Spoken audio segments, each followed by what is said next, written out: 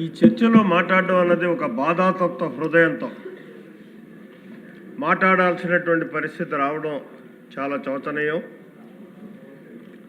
ఎందుకంటే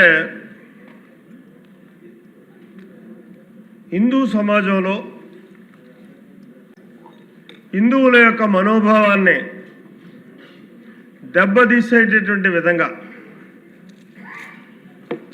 గత పాలకులు వ్యవహరించినటువంటి తీరు చూస్తే ఇక్కడ ఒక లడ్డూతోటే ప్రారంభం కాలేదు అధ్యక్ష.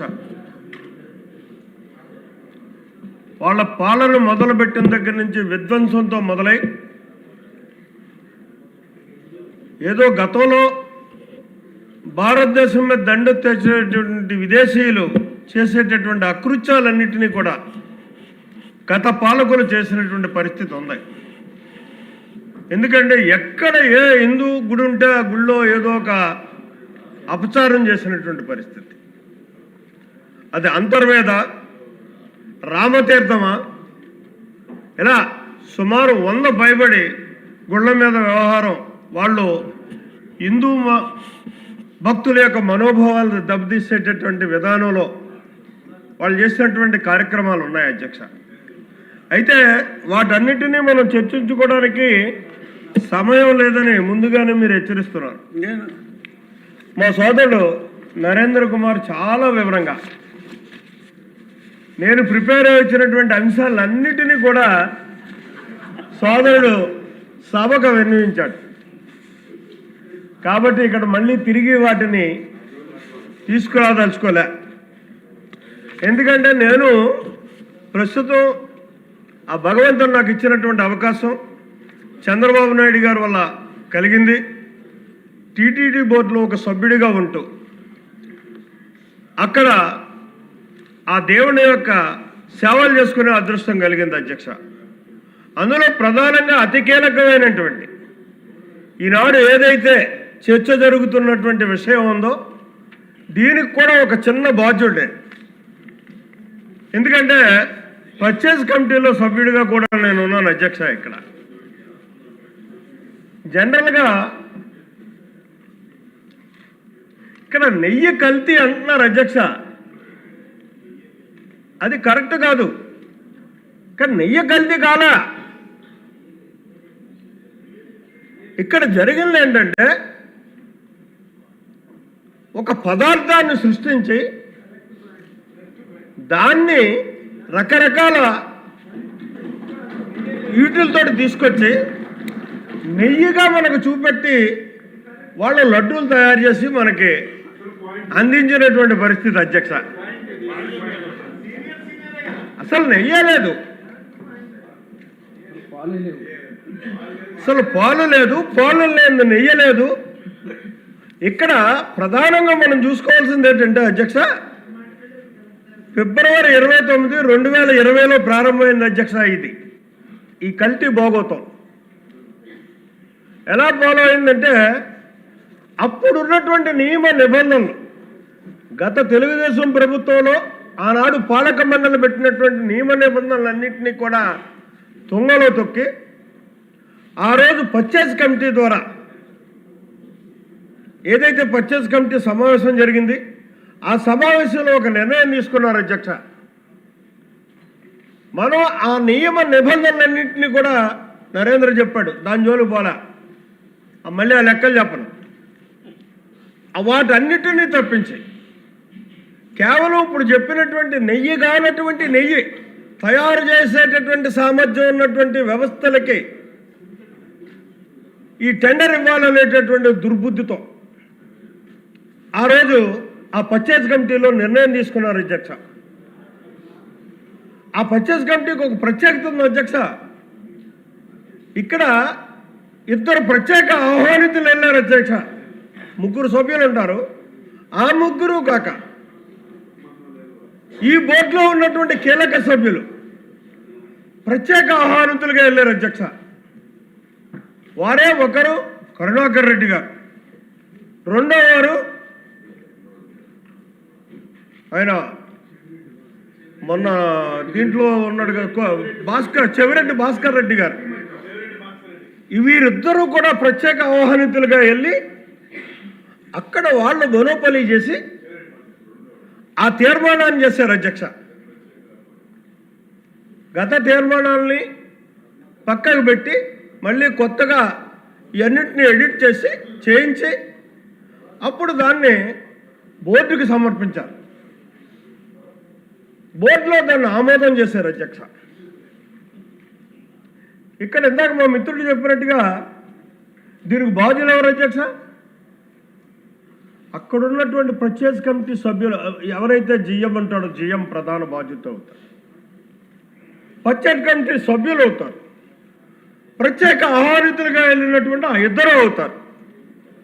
తదుపరి బోర్డుకు వచ్చిన తర్వాత బోర్డులో దీన్ని కులంకుశంగా చర్చించి తీసుకుంటున్న నిర్ణయానికి చైర్మన్, అక్కడ ఉన్నటువంటి బోర్డు సభ్యులు, ఎక్స్ ఆఫీసో సభ్యులు కూడా అవుతారు అధ్యక్ష.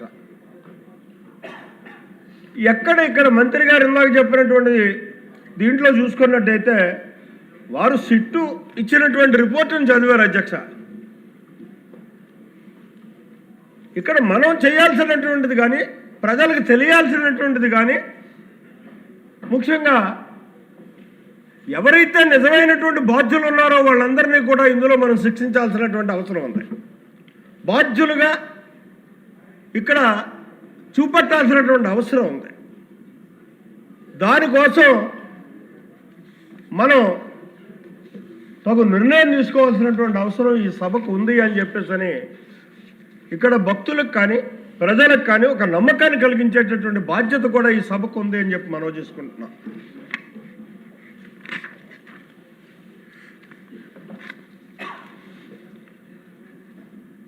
ఇక ముఖ్యంగా చూసుకుంటే అధ్యక్ష,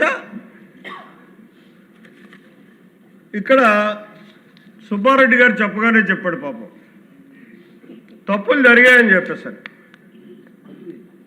అయితే ఆ తప్పులు నాకు తెలియకుండా జరిగాయంటున్నాడు. శాసనసభలో ఆ చైర్లో మీరు కూర్చున్న తర్వాత మీ అనుమతి లేకుండా మేము మాట్లాడేటటువంటి పరిస్థితి ఉంటుంది అధ్యక్ష.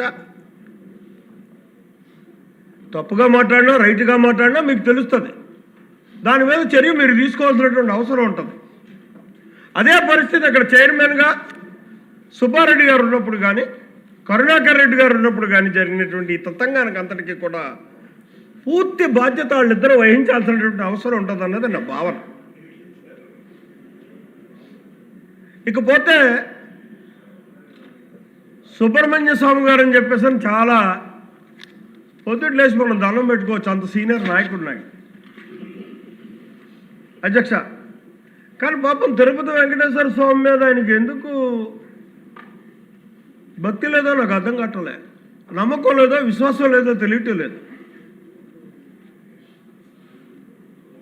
అంటే సభలో లేనటువంటి వ్యక్తి పేరు ఉచ్చరించకూడదు అనేటటువంటి నిబంధన ఉన్నప్పటికీ కూడా ఆ నిబంధనకి శిక్షార్హుడు అవుతూ కూడా నేను మాట్లాడదలుచుకున్నాను అధ్యక్ష.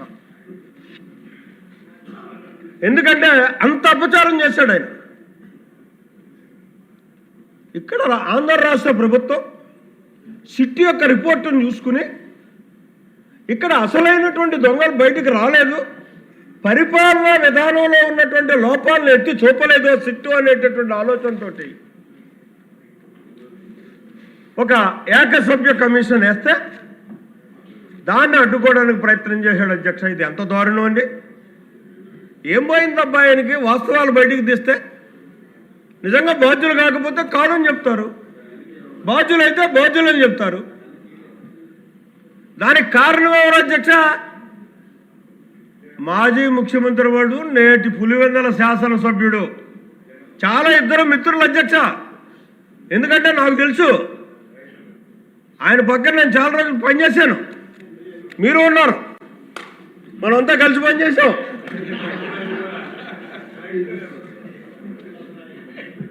వాళ్ళిద్దరికి ఉన్న అనుబంధం ఏంటో కూడా నాకు పూర్తిగా తెలుసు. కాబట్టి ఇక్కడ ఖచ్చితంగా ఇది జగన్మోహన్ రెడ్డి యొక్క ప్రోద్బలంతో జరిగినటువంటి కార్యక్రమం అని మాత్రం మనం ఇక్కడ విశ్వసించాల్సినటువంటి అవసరం ఉంది అధ్యక్ష. అంతేకాదు అధ్యక్ష, దొంగ దొంగ దొంగ అన్నట్టుగా ఈ 4-5 రోజులు బట్టి కూడా శాసనమండలిలో జరుగుతున్నటువంటి భోగోతం ఎంత తప్పిదం అధ్యక్ష. అది మనం పెద్దల సభ అంటాం అధ్యక్ష. దాన్ని అక్కడ ఉండేటటువంటి ప్రతి సభ్యుడిని కూడా గౌరవిస్తాం మనసా వాచా. ఎందుకు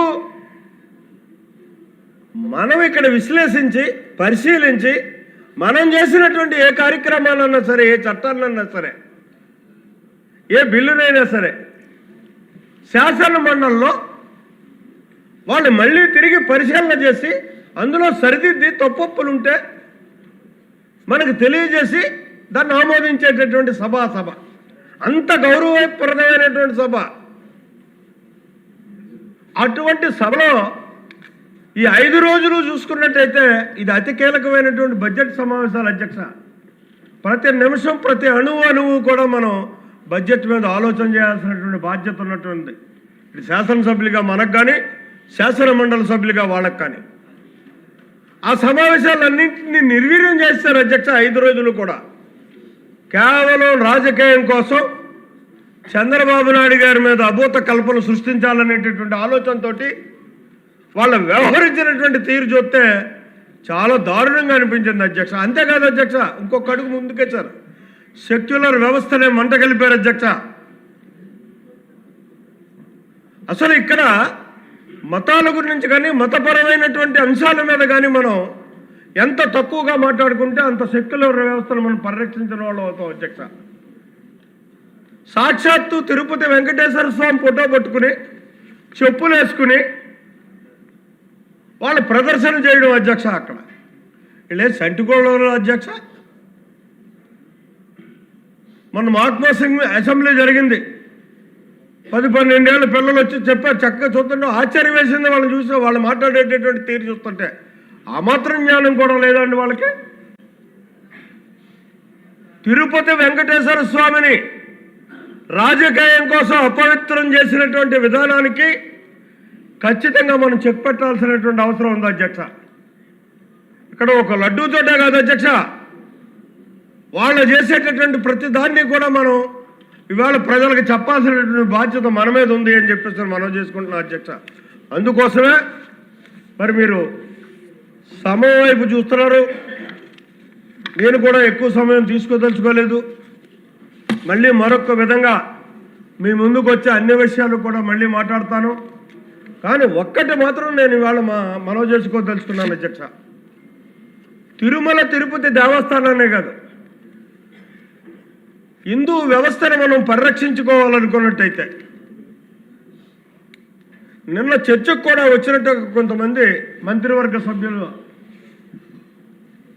ముఖ్యమంత్రి గారితో చర్చించినట్టు కూడా వినికిడి. ఏదైతే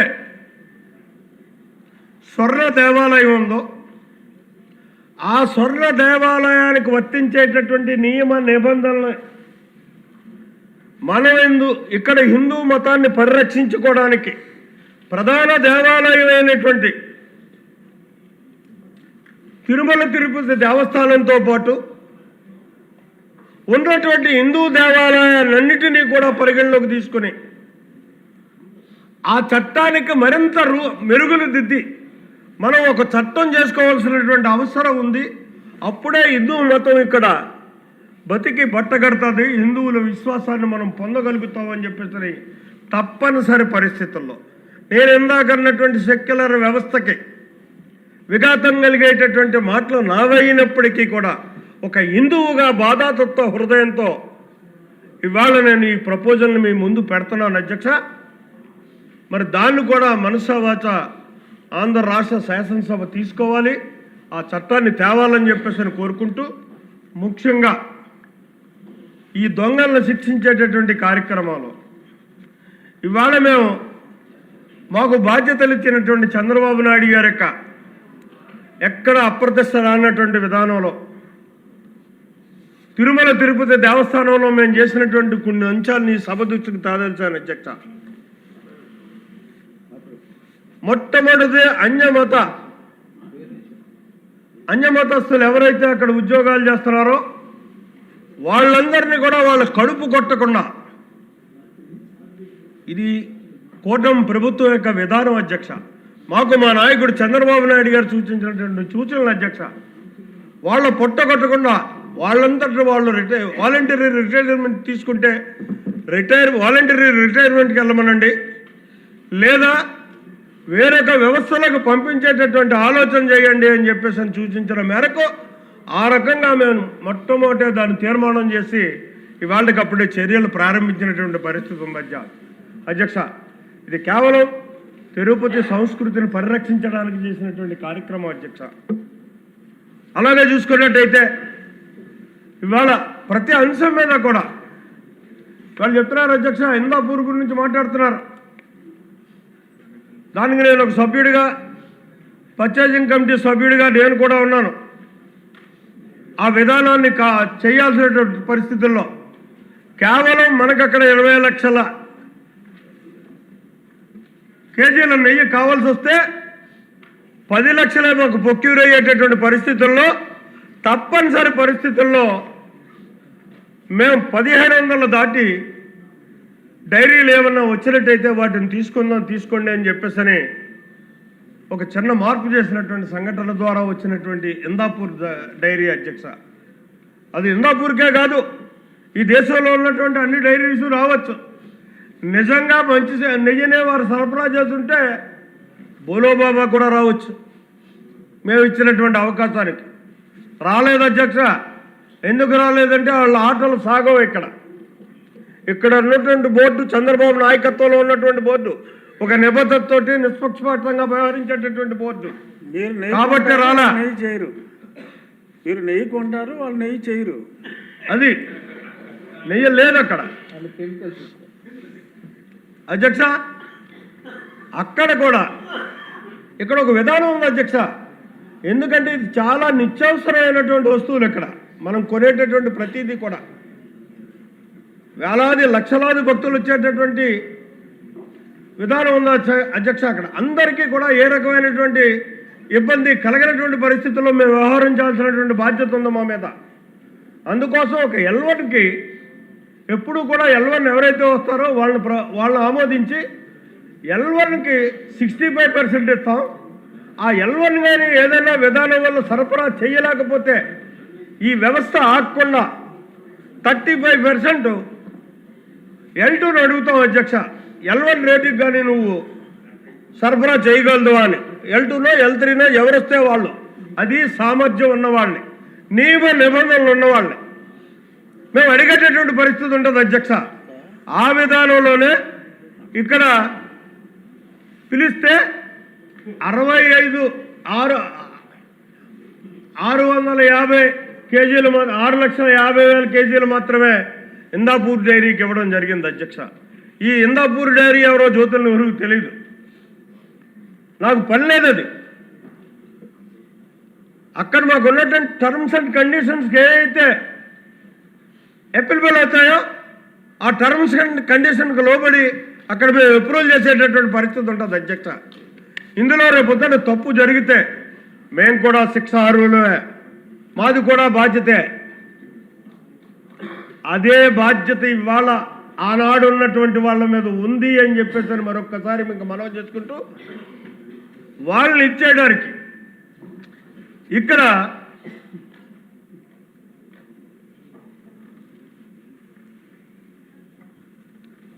సంపూర్ణమైనటువంటి దర్యాప్తు ఇవాళ సిట్టును నేను తప్పు పట్టదలుచుకోలేదు అధ్యక్ష. వాళ్ళ గైడెన్స్లో వాళ్ళు వెళ్ళిపోయారు, వాళ్ళ రిపోర్ట్లు వాళ్ళు ఇచ్చేశారు. దానికి ఏ శక్తి అడ్డుకుందో, ఏ వ్యక్తి అడ్డుకున్నారో నాకైతే తెలీదు. సిట్టు దర్యాప్తు కంటా కూడా ఇంకా కులంకుశమైనటువంటి దర్యాప్తు జరగాల్సినటువంటి అవసరం ఉంది. దానికి ఇవాళ ఏదైతే సింగిల్ వ్యక్తిని మనం దర్యాప్తు సంస్థకు నియమించామో దానివల్ల భవిష్యత్తులో కూడా ఆటంకాలు వచ్చేటటువంటి పరిస్థితి ఉంటుంది. ఒక్కంత ఆలోచన చేయండి అధ్యక్ష. దీనికి ఇంకా పటిష్టమైనటువంటి వ్యవస్థను రూపకల్పన చేసి ఈ అకృత్యాలను బయటకు తీసేటటువంటి పరిస్థితి కల్పించే విధంగా మనం నిర్ణయం తీసుకుంటే బాగుంటుందేమో ఆలోచన చేయమని చెప్పేసి ఈ సభను సవినయంగా కోరుకుంటూ, మరి ఈ అవకాశం ఇచ్చినందుకు మిమ్మల్ని ఇబ్బంది పెట్టకుండా 1 గంట మాట్లాడడానికి నా దగ్గర సబ్జెక్ట్ ఉంది అధ్యక్ష. అయినప్పటికీ మాట్లాడలేకపోతున్నాను సమయాభావం వల్ల. ఖచ్చితంగా మళ్ళీ మరొకసారి నాకు దీని మీద మీరు అవకాశం ఇస్తారనేటటువంటి నమ్మకంతో మీ దగ్గర సెలవు తీసుకుంటున్నా. అవకాశం ఇవ్వకపోయినా అవకాశం మీరు తీసుకుంటారు కాబట్టి ఏదైనా ఒక గంట అయింది, ముగ్గురే మాట్లాడారు. అక్కడ అవకాశం వస్తుందా రాదా అని భయంగా గౌతు శిరీష్ గారు చూస్తున్నారు ఇందాక నుంచి. మీరు మాట్లాడండి శిరీష్ గారు.